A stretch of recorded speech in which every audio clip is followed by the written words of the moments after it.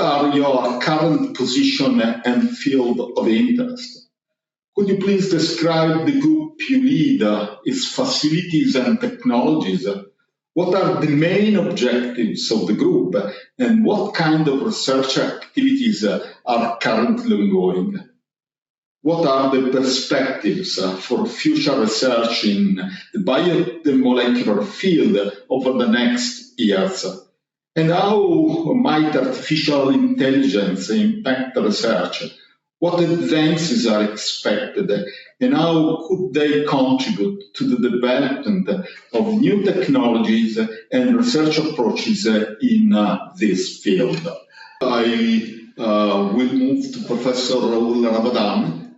Raul, is up to you. Hi, everyone. Thank you very much for inviting me here. My name is Raul Rabadan. I'm a professor at Columbia University in the departments of systems biology and biomedical informatics. My background is in computational biology. Well, my background is in theoretical physics. I did my studies in Madrid. Then I follow in CERN in Switzerland, and then at the Institute for Advanced Study in Princeton. When I was working then both in physics and in biology. I was in the year around 2005, and it was very clear then that biology and biomedicine in general was going through a transformation. It was through genomics, it was becoming a very rich data science, enough to start allowing mathematical models that they are not only just descriptive, but predictive. And I think this is something that is happening right now. I think we are in a very, very exciting moment. I mean, biology has been very descriptive. I mean, you just look at something, you look what are the mutations that are there, and there is a reaction. We look at single cell data, for example, and we see what are the different populations that are there. But now all this data is doing something that is very interesting. It's allowing to construct mathematical models that predict something that is not observed in the original data.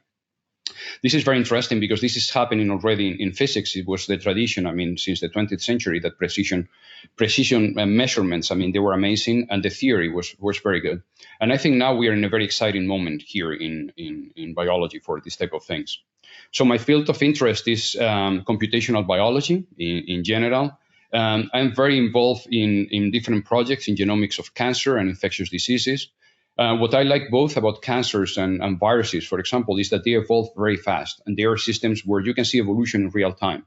You see the mutations that are happening. I mean, COVID is one of the examples where there are now more than 13 million genomes of SARS-CoV-2 that have been reported all around the world. They are kind of different, they are evolving, and they are very interesting questions once you have all this data and that you can start thinking about. The same thing with protein structures now, as you probably know. I mean, now in the last 2 years, there have been a revolution. I mean, traditional protein structure has been heavily experimental.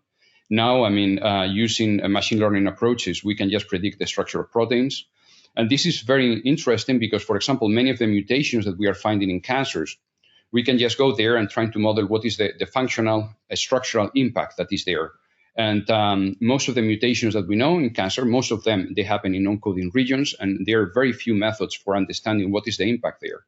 Well, now I think we are getting a glimpse of what could be the impact. I mean, most of the mutations, 99%, happen in the non-coding regions of the genome. And now we're using a lot of data from single cell and other models. We can understand what is the regulatory impact of these mutations. So my group is a group of people coming from computer science, mathematics, and physics at Columbia University. It's a bigger group. This is the program for mathematical genomics, and my group in particular is working on genomics of cancer and infectious diseases. We are completely in silico, so we work with many groups all around the world. I work with groups in South Korea and different groups in Asia, in Europe, and United States. And also from Africa, we are collecting samples from tumors in kind of very diverse populations. So we are trying to understand what is the impact of these mutations and how the evolution of tumors or infectious diseases, they are kind of driven by these mutations, if we can say something about what is important and what is not in this information. So what is the perspectives? I think, as I was saying, this is very, very exciting moment. I mean, I'm teaching a course in mathematical methods here at Columbia University. It's a PhD course. And one of the themes is all the machine learning, deep learning, language models. I mean, this is evolving so fast now. I mean, the students, they have to present papers that they are not even published. They're in bioarchive. And it's fascinating because, I mean, it's really, really evolving very, very fast. is not only from industry, I mean, like traditional industry like pharma or biotech, that people are moving there, but also kind of big players like Meta, Google is very involved now in many of these developments. So there is a big flow of people with very strong quantitative background to understand these problems. So now people who are in the interface, people who know some of the biology and who know some of the computer science, we're just working, I mean, with different groups with a very different expertise to address these problems. So I think this is happening right now. I mean, this is not something that is happening in the next few years. I think, for example, the impact of mutations, both the coding, I think now is almost there. I mean, we work, for example, so some splicing mutations that happen in cancer. So how the new isoforms of the proteins, they change the interaction with different proteins. All these things, I mean, we can just model right now using computational methods. The same thing in non-coded mutations in the whole genome. I mean, it's the very beginning, and I think this is going to change very dramatically in the next 2-3 years.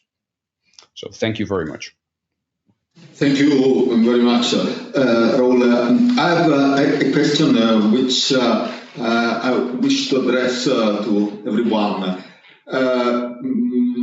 You and Giuseppe have focused the attention on the mutational burden of neoplastic cells. What do you think about the microenvironment? I think that the microenvironment does represent another intriguing player in the dissemination and the progression of tumors. Yeah, definitely. I mean, this is a very important question. I mean, we are looking at, for example, we work with many groups in analyzing single cell data. That is a very good way of separating something that is related with the tumor itself with the microenvironment. We see, for example, immunotherapies, this is playing a very, very important role. I mean, probably the key role, I mean, in the whole thing. So mapping the microenvironment and how this is changing under different therapies or different circumstances, I think this is fascinating. And now we have the technology and there is enough data to start making some predictions that are interesting.